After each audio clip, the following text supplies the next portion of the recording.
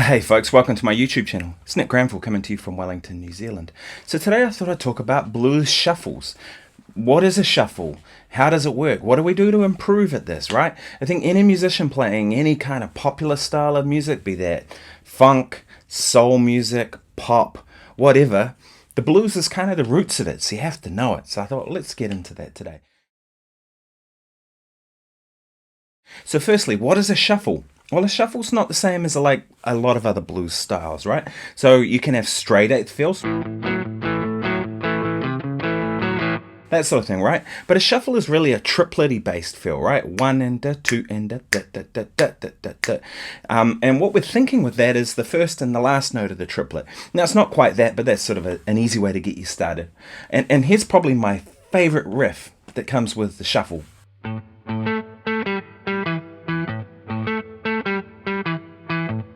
So it's that first and last note of each triplet. I've got a little loop here on Drum Genius. So here's that riff with the beat.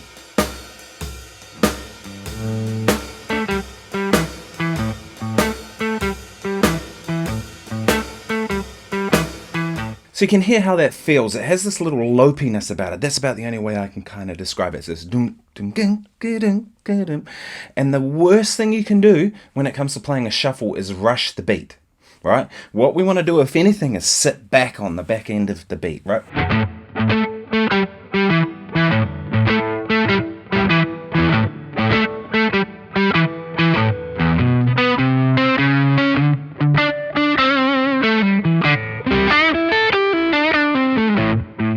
So that would be my number one advice, is don't rush the beat, whatever you do. So, one of my favorite things on a shuffle, rhythm guitar wise, is to play what I call the sliding ninths. I don't really know what else to call it, but it's, if we have an A7 chord, I'm going to do these all in A, an A7 chord like that, we can have an A9 chord that looks like that.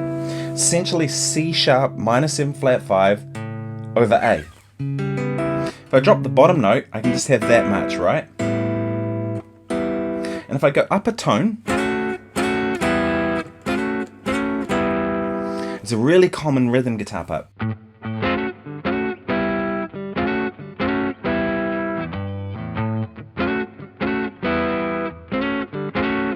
Up a fourth.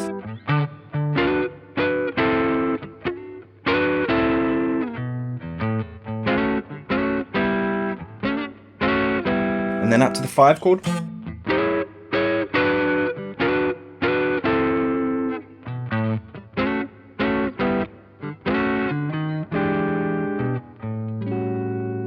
And all it is really like an A major 6, 1, 3, 6 to dominant 9, but no third. You don't really need a third, you can put it in if you want with that first finger, but most of the time. Now the thing with that part is I don't necessarily play it like I just did then, where I play it round and round and round. I'll play it and I'll mix it in with other stuff. So I might go.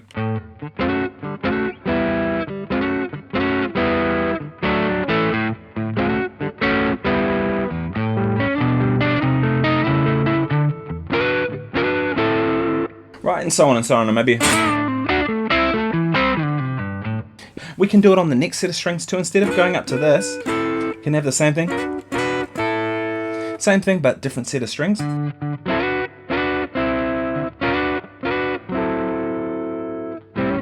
other one I do pretty commonly is I'll have an A7 chord like this, and I'll put a D over an A to an A.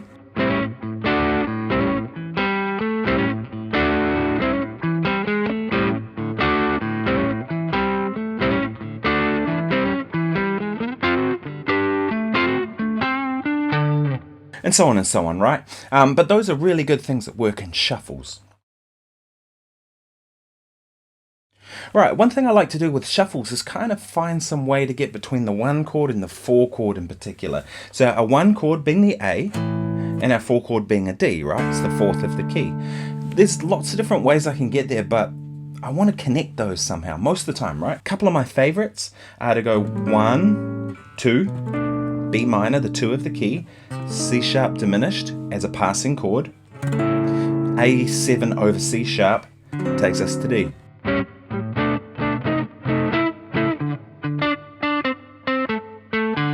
just creates a little movement, and if you can lock that in with the bass player making that movement, magic, right?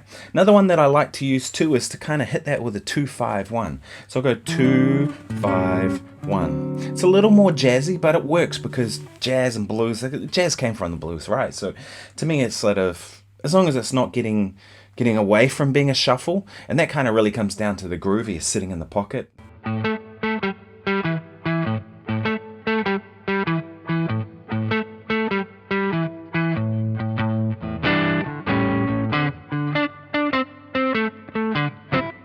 In many different ways I could do that. Or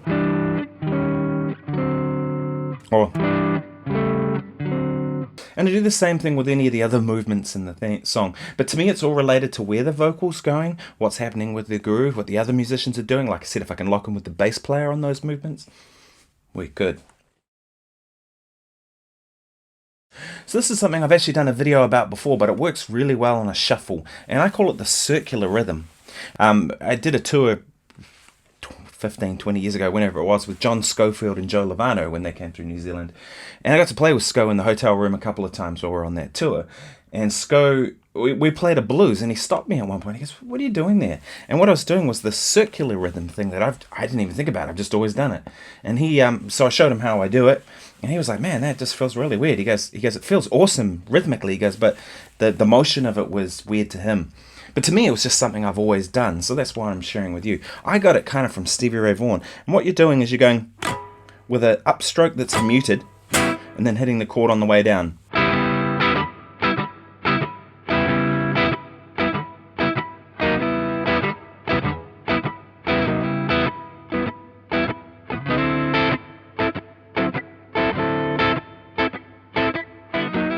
Now, I've done a video all about that, so I'm not going to go too much more into depth about that today, but go and check out the video. It's one of the Guitar Daily episodes, but that's that circular rhythm. Right? And it's a little busier, so I use that when the music's needs a bit more busyness from me. Play the blues, right? And there's nothing wrong with that. I think sometimes people think, oh, you know, they kind of get bored of pentatonic, and they think, well, I need to be playing more than pentatonic. No, you don't. If that's the right thing to play it. So for me, it's like a lick like this. If played in the right way with the right conviction, totally cool, I'm into it, right? But sort of what are some choices that we can use when it comes to this stuff? Well, for me, a big one is mixing of major and minor pentatonics. So if I think minor pentatonic, I'm sure you all know this.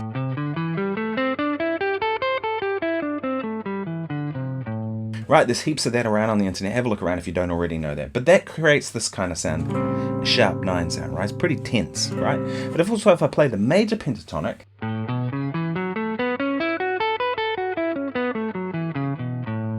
right, that creates, which is essentially F sharp minor pentatonic, same set of notes. That creates a pretty sound, right?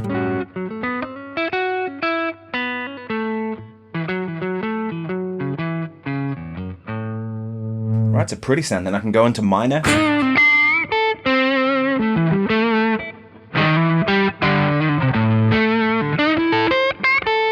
Back to major.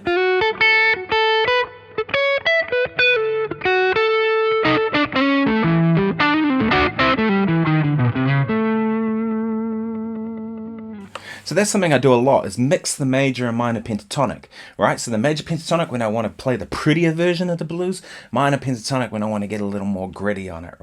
Think about B.B. King. B.B. King didn't just always play sad blues, did he? He played pretty blues as well, so give it a try.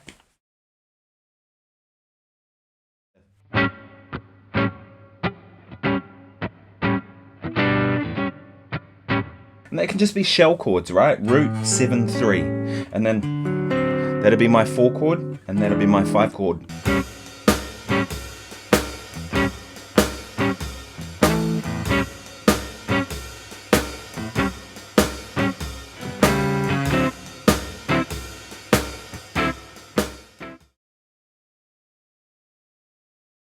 One thing that I see a lot of people do when they play shuffles is they get a rhythm part that feels really good, and then when they go to solo, it all falls apart. It's a common thing that happens with students when they come for a lesson with me. They play the rhythm part and it feels pretty good, and then when they get to the soloing, they stop playing rhythm. To me, it's the opposite. When I play rhythm, when I play solos, I want to play just as much rhythm. So if I'm doing something like,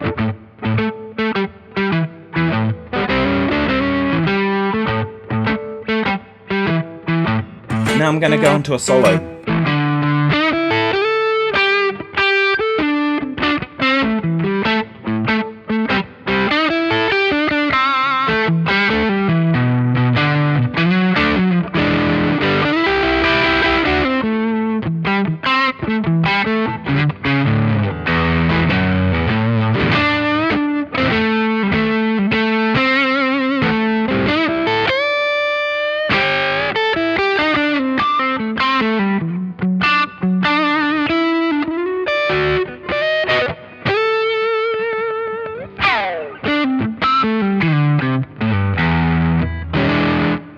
So you get the idea that you could probably see my foot's tapping the whole way through, right? I'm thinking rhythm even though I'm not really playing a rhythm part, I'm playing the lead part.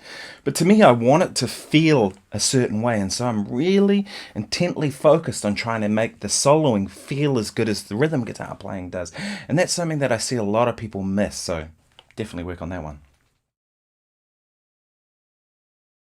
Right, and the last thing I would say, the absolute best thing you can do to work on your playing to play shuffles is put a loop on. I'm using Drum Genius on my phone right now, but use whatever you've got. But put a loop on and just practice trying to play in the pocket of where that groove is, right? So this is shuffle number 1 from Drum Genius, pretty straightforward. And I'm just going to work on like getting it to sit right.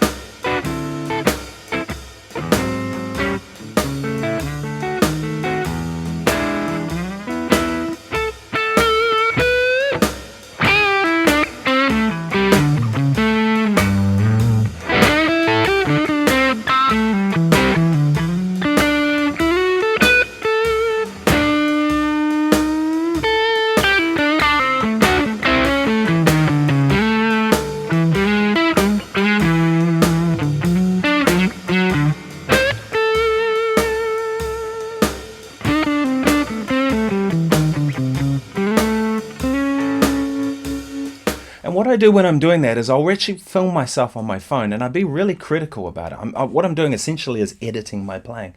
And I'm looking at it and going, okay, that idea worked, that one didn't. This one, maybe I rushed the beat. This one, maybe I dragged it. Like, what do I need to do to work on? And I'd be really critical about it. And I go, right, okay, these are the things I need to work on, and I'm try and perfect it. And then the thing is, you've got to put this into practice. You've got to go and play with people. You've got to go and experience the music firsthand. You know, play with drummers who can really play shuffles, and all of a sudden you'll start to realize, oh, that's how it's supposed to feel.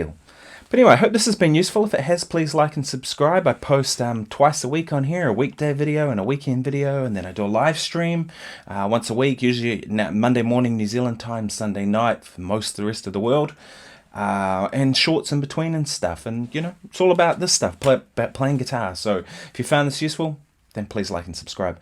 Otherwise, I'll see you in my next video. Thanks very much. Cheers.